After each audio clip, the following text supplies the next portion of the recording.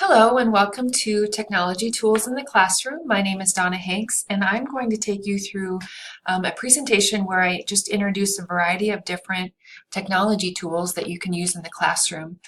This original presentation was done in a classroom environment in front of faculty, and so I just wanted to kind of capture the conversation and show other users that could not attend the different tools that we talked about. So when we do talk about technology in the classroom, we have to really consider more of the student rather than ourselves in terms of how we look at and feel about technology. We have to find ways to meet students where they are.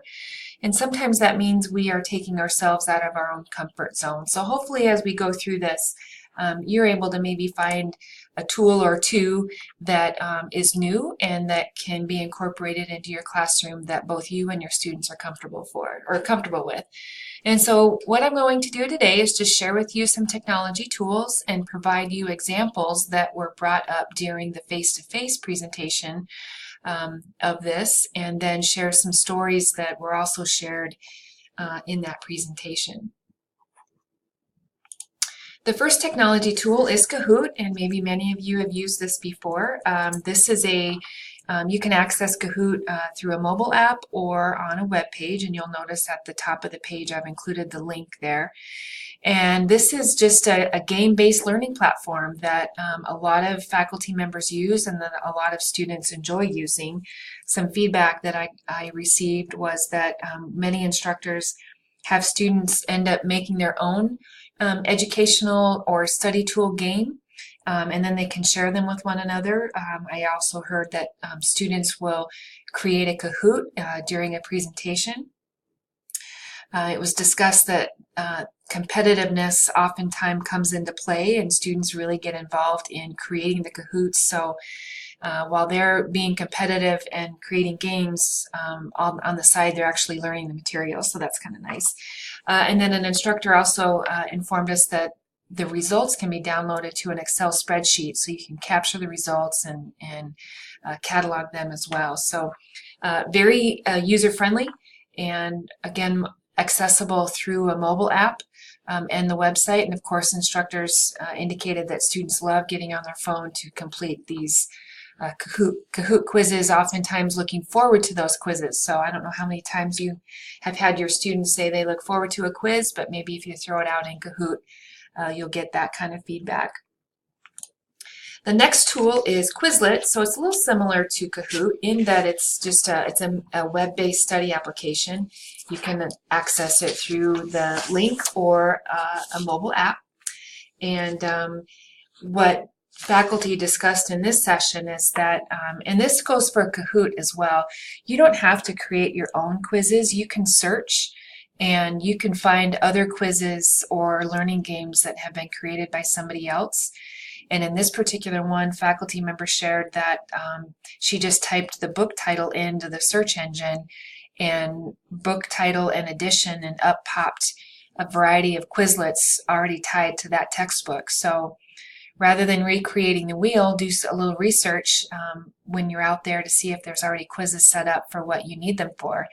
I typed in plumbing and welding, and just to show that there are a variety of programs out there, and I received many already existing quizzes out there, both in Quizlet and Kahoot. So, and for both of these applications, you just have to sign up and create a profile. Both of them are free, and use them that way. So hopefully you'll find something within that that's helpful. The next one is called Kaggle, and again, you can access this via website or mobile app.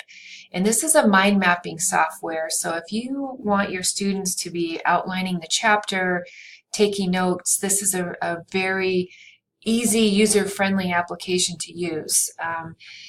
Just to give you a suggestion, in a class I used to teach on campus, during their tests, I would give them what I called a magic moment, and that was something that I learned from another faculty member.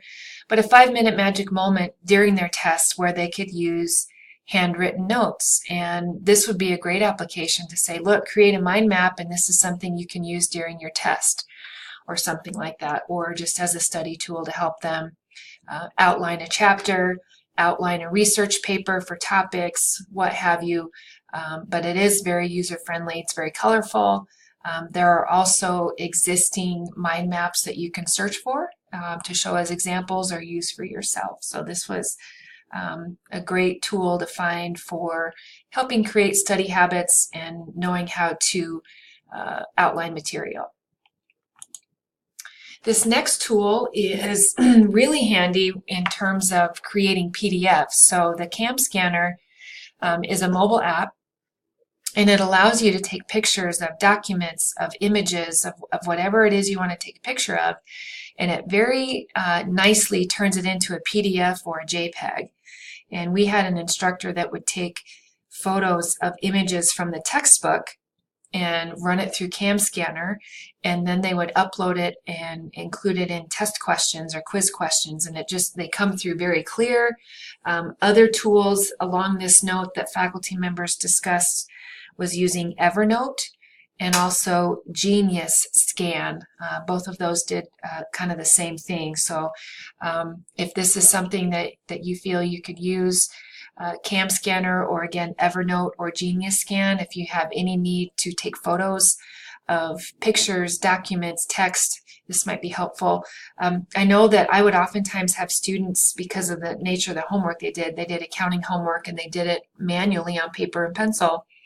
I would have them take a picture of their homework and send it to me so that I could help them troubleshoot, and this would be a nice way to turn that into a PDF document. I had to look at it as a photo. It doesn't always come across very clear, but when you run it through CamScanner or one of these other tools, Evernote or Genius Scan, it really turns it into a sharp document, easy to read, very clear. So hopefully this is something that you find helpful with that. The next tool is called Remind, and this is a private mobile messaging platform that allows you to maybe stay connected to your students in a little bit different way. I don't know how many of you have had students say, oh, I don't check my school email. Maybe this is a way you can set up a communication tool with them that reaches them where they are. It is a mobile app, and what ends up happening is you can create a class, and then you can send students a link to this group or add them directly into your app. In no way do you have to share with them your phone number, because this is all done through an app. And so, maybe this is a nice way to stay in touch with them if you need to cancel class or change a test date or remind students to check their email. This might be a nice way to stay connected with them and, again, meet them where they are. For Western Dakota Tech instructors that have to develop communication plans, maybe this could be something you add to your communication plan in terms of staying connected to your students.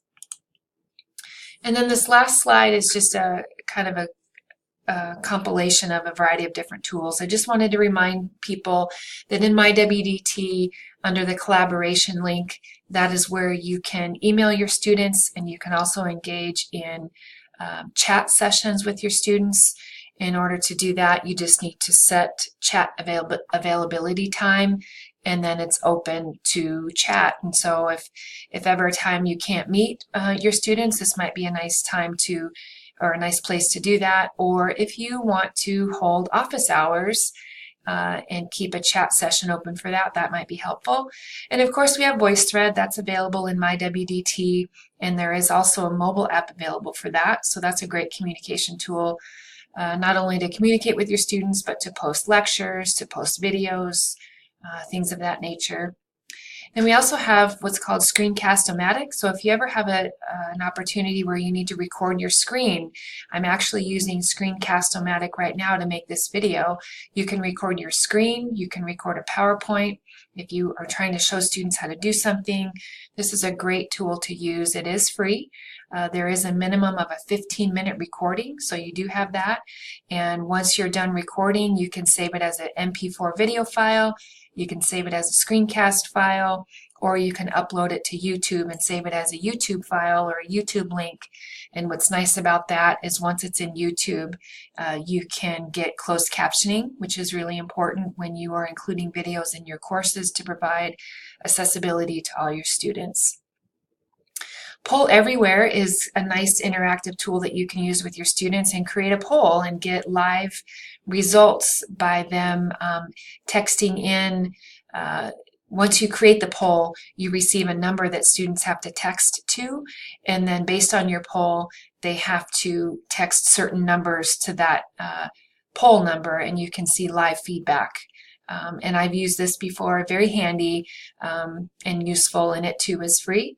And then also on the handout that is provided along with this video, I did include instructions on the back of it on how to set up a YouTube account that was provided by another faculty member. So hopefully you find that helpful as well.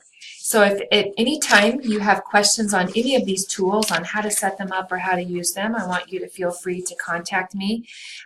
You can reach me at donna.hanks@wdt.edu, or my phone number is 718-2951. And if you do have any questions, comments, or a tool that you want to share, feel free to email me that as well. So hopefully you find this helpful, and let me know if you do have any questions. Thank you.